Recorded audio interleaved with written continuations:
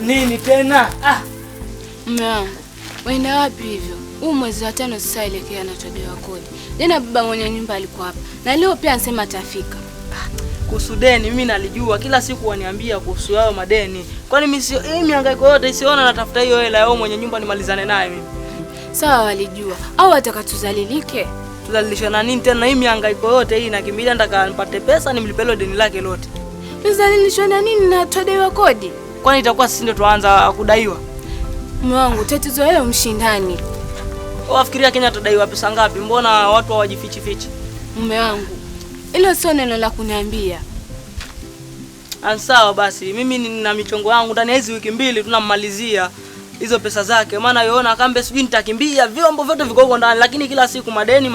Kwani mimi sijui kama nadaiwa? Mume wangu, sifanye astakafiru. Huu mwezi wa 5 ujue. Tuna miezi 4 hatujatoka kwenye hii nyumba. Sawa basi. Akija leo mwambie ndani ya hizi siku ngapi hizi nitamalizana naye hilo deni lake. Sasa hii niache nitoke nende nikaangalie kwa sije nikachelewa. Basi sawa, mimi nitafanya ulivyoniambia.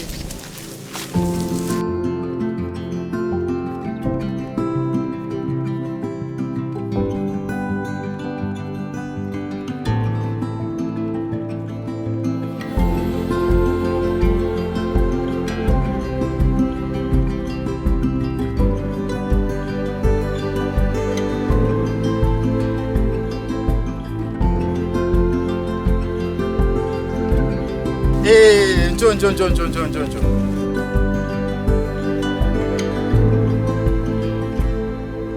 Bwana Rama, unakimbia nini sasa? Ukasikimbii naye mwenye nyumba. Vipi lakini? Safi sana. Za masiku. Shukuru. Nakuona na viatu vipya bwana. Mna kitu. Nyumba bwana. Tunakimbizana sana bwana, Hebu mambo ya kukimbizana yaishe. Yaani kilo kiniona mbio.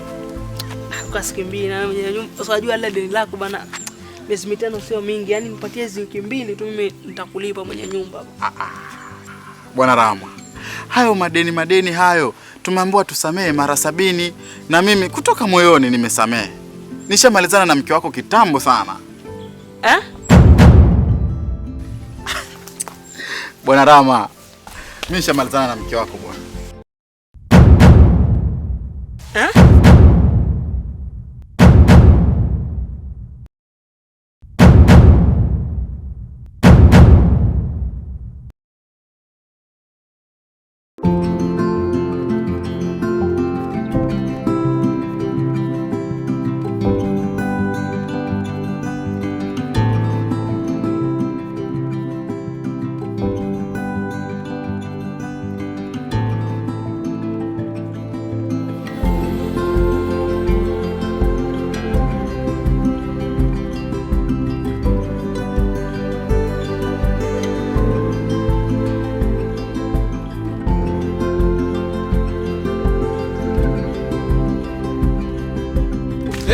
Brother, mazee tafadhali umejua yani.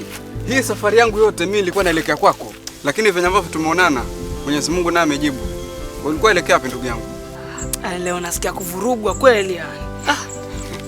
Unavurugwa si mimi nilikwambia unaharakisha kuoa mapema unaoa. Sasa angalia mambo ya familia hayo. Unajua ile nyumba ninayoishi bana ya wapangaji.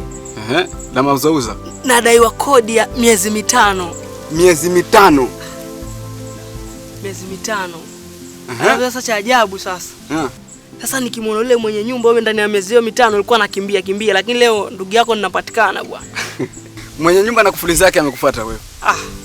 Acha na hizo kufuli.